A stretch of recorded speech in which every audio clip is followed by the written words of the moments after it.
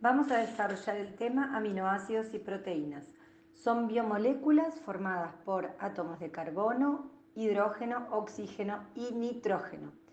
En la parte superior de la diapositiva van a ver esquemas de aminoácidos y en la parte inferior vamos a ver esquemas de proteínas.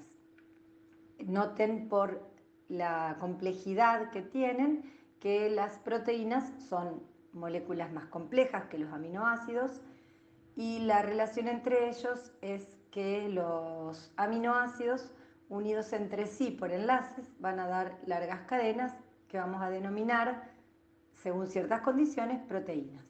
Como se ve en la diapositiva, tenemos esquemas de aminoácidos que son como globitos de diferentes colores y al lado vemos una cadena en donde esos globitos están unidos por una línea. Esa línea representa los enlaces que se establecen entre los aminoácidos para formar proteínas. Las proteínas son biomoléculas necesarias para la estructura celular y para las funciones de la célula. Vamos a ver al final las funciones que pueden tener los aminoácidos en su forma libre y muchas proteínas. En ambos casos, los aminoácidos y las proteínas, como les decía previamente, están formados o contienen los bioelementos carbono, hidrógeno, oxígeno y nitrógeno y algunas proteínas, debido a que los aminoácidos pueden contener azufre, contienen azufre. En el esquema inferior hay un ejemplo de cómo sería que la unión de aminoácidos, por eso dice aminoácido más aminoácidos, puede formar proteínas. Ahora, tengan en claro que ese esquema que está indicado como una proteína tiene gran cantidad de aminoácidos unidos entre sí, no esos solo dos que aparecen en este esquema. Comencemos a estudiar por las moléculas más sencillas de este grupo, que son los aminoácidos, que los podemos indicar como una doble A. Puede ser en mayúscula o puede ser en minúscula. Los aminoácidos son moléculas o biomoléculas formadas por átomos de carbono, hidrógeno, oxígeno y nitrógeno. Algunos de ellos presentan azufre. Todos los aminoácidos tienen organizados esos elementos químicos que lo forman a través de un esquema en el cual aparece un carbono central que se denomina carbono alfa, que va a estar rodeado por cuatro grupos atómicos diferentes. Recuerden que el átomo de carbono tiene la posibilidad de establecer cuatro enlaces covalentes. En uno de los enlaces siempre va a tener unido un átomo de hidrógeno, otro de los enlaces va a tener un grupo amino, un tercer enlace con un grupo carboxilo y un cuarto enlace con una cadena lateral que la identificamos como cadena R y que le otorga variabilidad al aminoácido. Es decir, los aminoácidos que tienen diferente nombre tienen diferente cadena lateral R. En el esquema se muestran tres maneras diferentes de indicar a los aminoácidos, de graficarlos. Vean que el grupo carboxilo también se designa como grupo ácido y que como es esa característica ácido es capaz de donar hidrogeniones al medio en el que se encuentra, por eso puede aparecer en forma negativa como COO-. Esa carga negativa o ese hidrogenión perdido puede estar asociado al amino, que es un grupo básico que es capaz de aceptar hidrogeniones, y por eso el grupo amino puede encontrarse protonado en la forma NH3+. En el esquema en que se encuentra con una carga positiva y una carga negativa, de manera que esas cargas se neutralizan entre sí, por lo tanto se puede decir que el aminoácido que está en forma iónica es igual que el que está en la forma neutra, se designa cuando está en forma iónica como suiterión. Recordemos que la cadena lateral, al ser variable, y ya vamos a ver en siguientes diapositivas qué tipos de cadenas lateral se conocen para los aminoácidos que forman las proteínas humanas, pueden aparecer grupos ácidos o grupos básicos que también en el pH sanguíneo van a poder presentarse con carga positiva o negativa. Debido a que los 4 sustituyentes unidos al carbono alfa son diferentes, se considera que los aminoácidos pueden ubicar esos enlaces en forma distinta y por lo tanto aparecen isómeros de los aminoácidos. Es conocido que hay isómeros D o isómeros L que se designan de esa manera en forma semejante a los monosacáridos. Los isómeros D y los isómeros L tienen actividad dextrorotatoria o levorotatoria, o dextrógira o levógira, como quieran llamarlo. Excepto la glicina, cuyo R es un hidrógeno. Al tener un hidrógeno es igual al sustituyente hidrógeno que tienen todos los aminoácidos y por lo tanto no presenta actividad quiral el carbono alfa. Dentro de los 20 aminoácidos proteicos, entonces, también hay otro aminoácido especial que es la prolina, para el cual no se puede identificar un sustituyente amino como veníamos viendo, sino que ese grupo amino forma un enlace con el grupo R, que es una cadena de CH2, y de esa manera el grupo amino pasa a llamarse imino. Por eso la prolina es un aminoácido especial o diferente. Otra salvedad para los aminoácidos o detalle o nota importante es que algunos aminoácidos pueden ser modificados en su grupo R luego de que formen parte de una secuencia de aminoácidos unidos por enlaces que vamos a denominar polipéptido o proteína.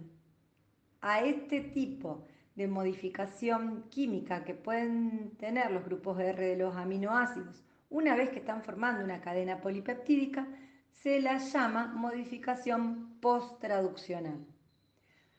Habrán visto en algún momento anterior de los estudios de bioquímica que la traducción es la forma de designar a la síntesis de proteínas guiada por el código genético.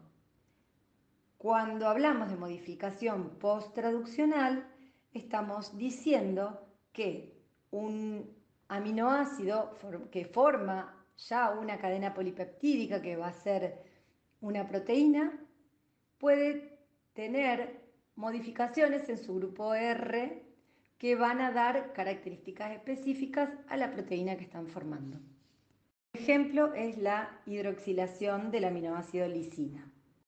Se puede clasificar a los aminoácidos según la diferente estructura de su cadena lateral R, en aminoácidos no polares y aminoácidos polares. Los aminoácidos no polares son aquellos que tienen en su grupo R átomos de carbono e hidrógeno principalmente, entre los cuales se establecen enlaces covalentes no polares y por lo tanto tienen tendencia a rechazar el agua. Si se fijan, dentro de este grupo tenemos a la glicina, que habíamos nombrado que tiene hidrógeno en su grupo R, a la alanina, que es un aminoácido que vamos a nombrar luego cuando estudiemos metabolismo, valina, leucina, isoleucina, fíjense que ahí tienen cadenas de carbono-hidrógeno, prolina, que era el aminoácido que les comentaba que tiene un grupo imino, pero también son carbonos hidrógeno en forma cíclica. Después tenemos cisteína y metionina, que tienen azufre, pero entre azufre y carbono también el enlace covalente es no polar. Y tenemos dos aminoácidos que tienen anillos aromáticos, como la fenilalanina y el triptofano. En esos anillos también hay enlaces carbono-carbono, y carbono e hidrógeno, todos no polares. Los aminoácidos polares son aquellos en los cuales vamos a encontrar que sus grupos R contienen oxígeno. Fíjense, serina, treonina tienen oxígeno. Tirosina tiene un grupo aromático, pero también tiene un grupo alcohol que tiene oxígeno. Asparagina tiene oxígeno, fíjense, y tiene un grupo amino, que también es un grupo polar que tiene capacidad de atraer hidrogeniones.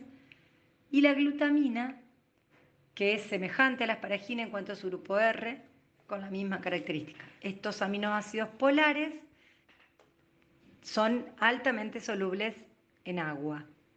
Continuando la clasificación según la estructura química de la cadena R, hay aminoácidos básicos y aminoácidos ácidos.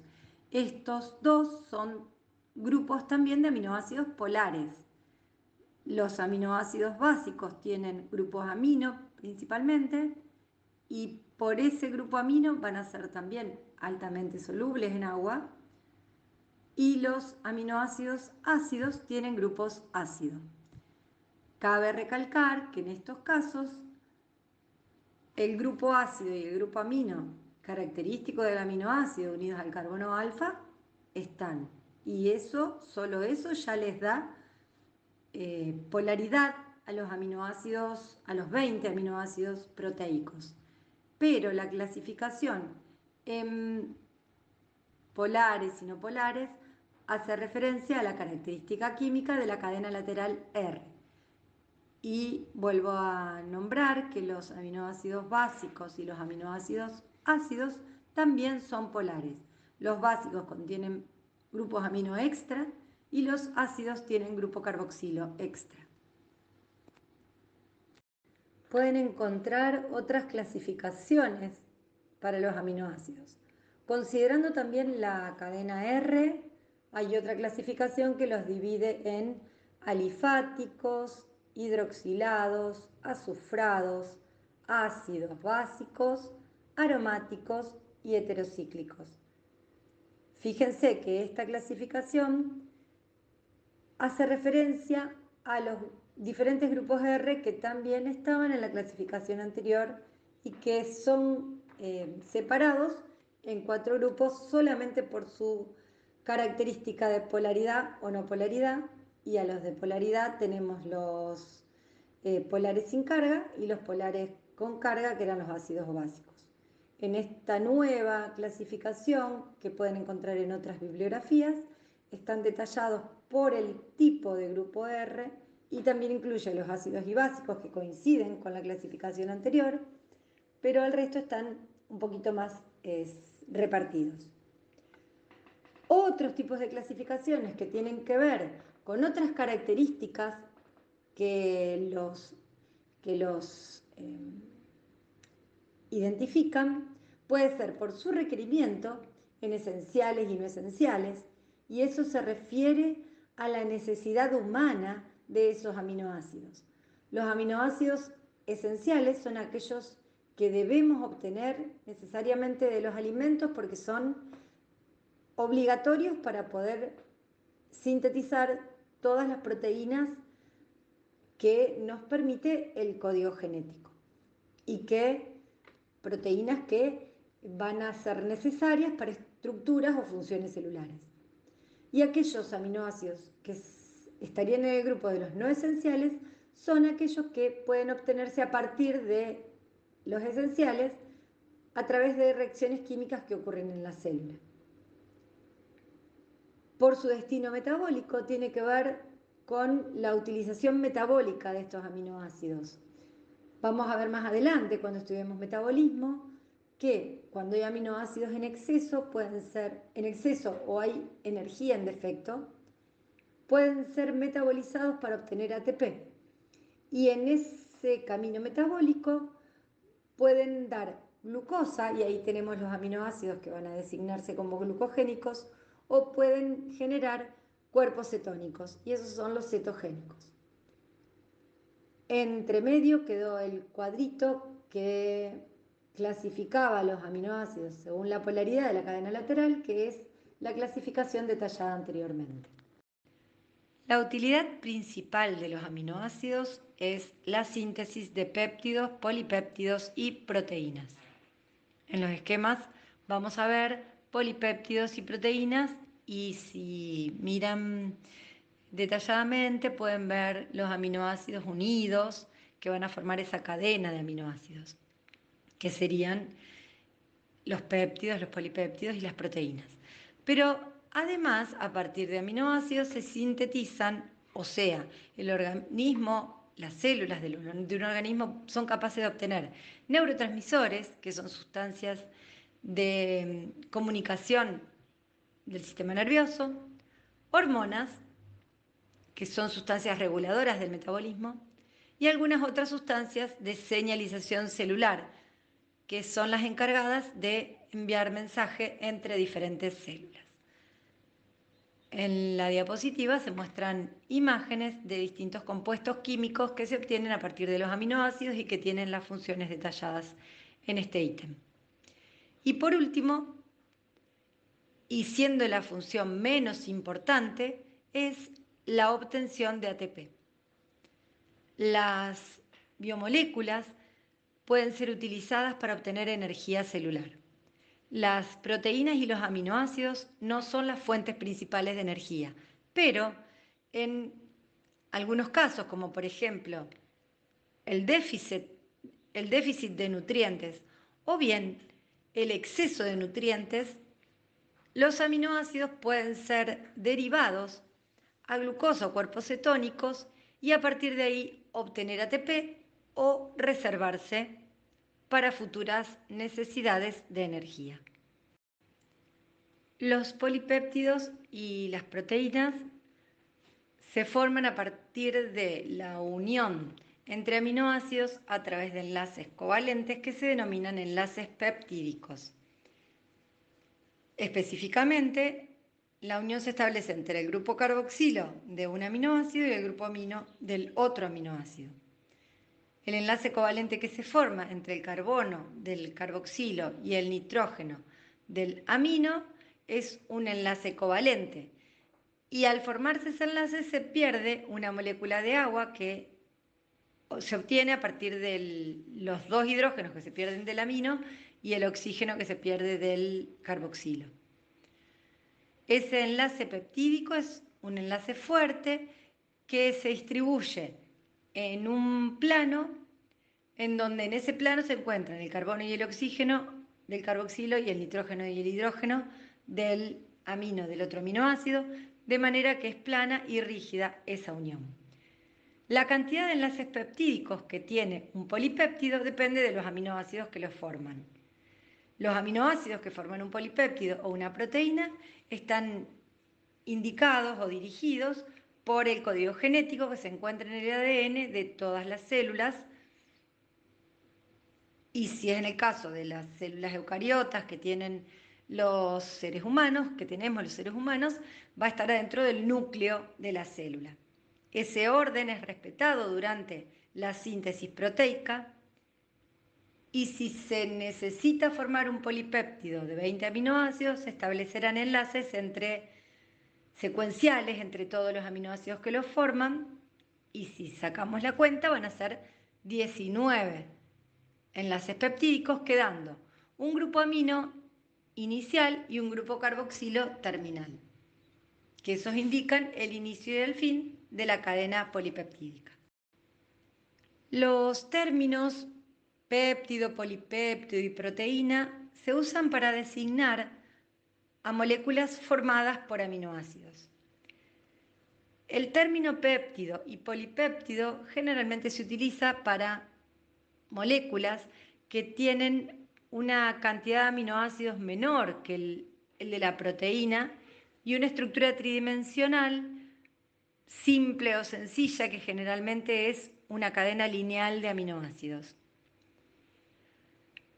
Para las proteínas se pueden identificar distribuciones espaciales que se clasifican como primaria, secundaria, terciaria o cuaternaria según la complejidad de su distribución tridimensional y el tipo de atracciones que se dan entre los aminoácidos que forman a estos polipéptidos.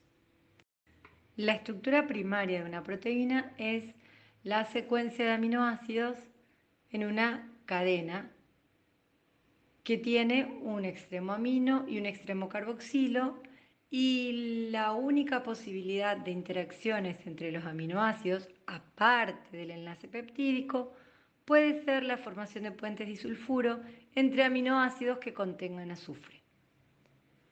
La cadena polipeptídica va a estar formada por un determinado número de aminoácidos según qué polipéptido sea, y va a tener la cantidad de enlace peptídico necesaria para que esos aminoácidos queden unidos entre sí.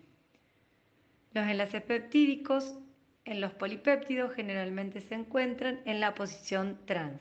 Ese es otro tipo de isomería que puede tener las moléculas biológicas, en este caso los polipéptidos, pero se vio que en los seres humanos los enlaces toman la distribución trans. Las proteínas que llegan a tener estructura secundaria pueden orientarse espacialmente de dos maneras, o como hélices alfa o como hojas beta. Esto quiere decir que la cadena polipeptídica, que tiene un extremo amino y un extremo carboxilo, puede tomar durante su trayecto de secuencia de aminoácidos unidos por enlaces peptídicos, o la forma de hélice, como está graficada o diagramada en la diapositiva, en color rojo el esquema, o en forma de láminas, que es el esquema en color amarillo, láminas beta u hojas beta. Estas distribuciones las consigue la cadena polipeptídica a través del establecimiento de interacciones de tipo puente de hidrógeno entre grupos R que están alejados en la secuencia de aminoácidos. En general, para las que forman hélice alfa, la distancia entre los aminoácidos que pueden establecer puente de hidrógeno es semejante, de manera que la estructura que forman es pareja. Los bucles tienen un radio de giro semejante para todos, y eso es porque los puentes de hidrógeno se establecen cada 5 aminoácidos o cada 6 siempre, o cada 3 siempre, en todo el trayecto de la cadena polipeptídica. En el caso de las hojas beta, esa distribución, bueno, es variable según el polipéptido que sea, pero también tiene una característica que le permita tomar esa forma. La posibilidad de establecer hélices alfa y hojas beta depende de la calidad de los aminoácidos que forman la cadena polipeptídica y se conoce con el nombre de estructura nativa de una proteína a la forma que toma o la estructura que toma en base a la secuencia de aminoácidos que contiene. La proteína nativa es la forma en que la proteína es activa. Algunas proteínas pueden tener estructura primaria, como vimos antes, o sea, lineal, y como máximo algunos puentes puentes disulfuro, o estructura secundaria, en donde los puentes de hidrógeno son los que van a permitir la formación de hélices alfa o de hojas beta, según qué proteína sea. Las proteínas con estructura terciaria pueden presentar interacciones, puentes de hidrógeno, como tenían en la estructura secundaria, pero también otro tipo de fuerzas débiles no covalentes, como interacciones hidrofóbicas, fuerzas de Van der Waals, puentes disulfuro, como podían tener en las proteínas de estructura primaria, o inclusive enlaces iónicos, en el caso de aminoácidos que puedan tener carga eléctrica. Esto permite que una proteína que durante todo su trayecto puede tener hélices alfa y en otras partes hojas beta, formar una molécula con una distribución espacial en donde se asemeja a un estilo del gráfico que presentamos en esta diapositiva, en donde se ven zonas con hélices alfa, zonas con hojas beta y zonas que se denominan de distribución al azar. En las proteínas con estructura terciaria vamos a encontrar una sola cadena polipeptídica con esas interacciones entre los aminoácidos de la cadena que están alejados, que le permiten mostrar todas estas formas, pero van a tener un solo extremo amino y un solo extremo carboxilo. O sea, cuando esta proteína, que en forma nativa tiene estructura terciaria, se desnaturaliza a través de tratamientos específicos y llega a estructura primaria, vamos a ver que es una sola cadena polipeptídica con un solo extremo amino y un solo extremo carboxilo. Las proteínas que llegan a mostrar estructura cuaternaria tienen, a diferencia de las que tienen estructura terciaria, la composición química de dos o más cadenas polipeptídicas en una misma estructura terciaria. La característica es que cada una de las cadenas polipeptídicas tiene su propia estructura terciaria, en donde vamos a encontrar láminas beta, hélices alfa y zonas de distribución al azar, y que esas cadenas polipeptídicas que van a formar una proteína de estructura cuaternaria van a atraerse con las otras cadenas polipeptídicas de la misma proteína a través de fuerzas débiles no covalentes como puentes de hidrógeno, interacciones hidrofóbicas, puentes disulfuro. El ejemplo de esta diapositiva es la hemoglobina, que es una proteína que tiene la capacidad de transportar oxígeno y se encuentra dentro de los glóbulos rojos en los seres humanos, que además de estar formada por 4 cadenas polipeptídicas, cada una de ellas con su estructura tridimensional terciaria y atraídas entre sí por estos tipos de interacciones no covalentes, además contienen grupos químicos no proteicos, que son los grupos que van a ligar hierro, que es el que le da la coloración roja a la hemoglobina, y es lo que se necesita para que la hemoglobina de la sangre sea activa, y van a ligar oxígeno o dióxido de carbono según el momento o según la sangre en la que se encuentre esa hemoglobina.